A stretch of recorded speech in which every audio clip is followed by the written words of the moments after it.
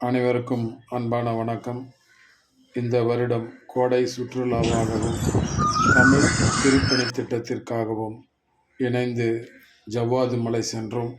நண்பர் திரு ராஜன் அவர்களின் உதவியுடன் தற்போது அந்த காணொளி காட்சியையும் அதற்கான கவிச்சிந்தனையையும் பார்ப்போம், கேட்போம், வாருங்கள்.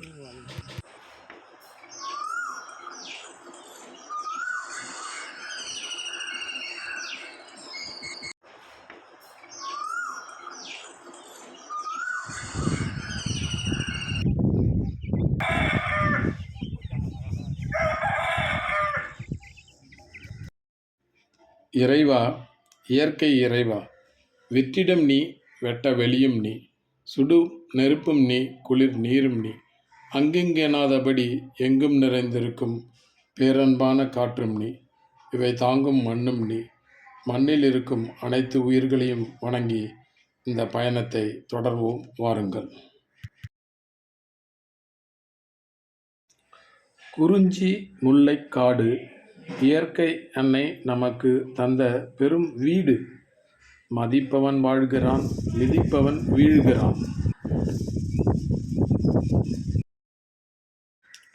குயிலின் ஓசையும் மயிலின் ஆடலும் மானின் துள்ளலும் கேட்பதும் பார்ப்பதும் வாழ்வின் முக்தி நிலை. தேனும் தினைமாவும் இவற்றுடன் மா பலா வாழை படையலிட்டு பகிர்ந்துண்டு வாழ்வதே காட்டு வாழ்க்கை. அது கடவுளின் வாழ்க்கை. இங்கு புன்னகைகள் உண்டு, ஆனால் பெரும் புன்னகைகள் இல்லை அனைவரின் முகத்திலும் அகத்திலும். உயர்வு தாழ்வான நிலத்தில் வாழ்ந்தாலும் இவர்களது எண்ணமும் சொல்லும் செயலும் எப்போதும் உயர்ந்ததாகவே இருக்கிறது. நோய்களற்ற பெரும் செல்வம் வேண்டுமா? காட்டில் வாழ்.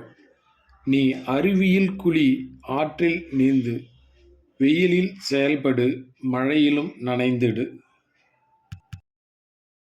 இவ்வாறு வாழும் நீங்கள்தான் முற்றும் உணர்ந்தவர்கள், முழு மனிதர்கள், சித்தர்கள், கடவுளின் உற்ற நண்பர்கள்.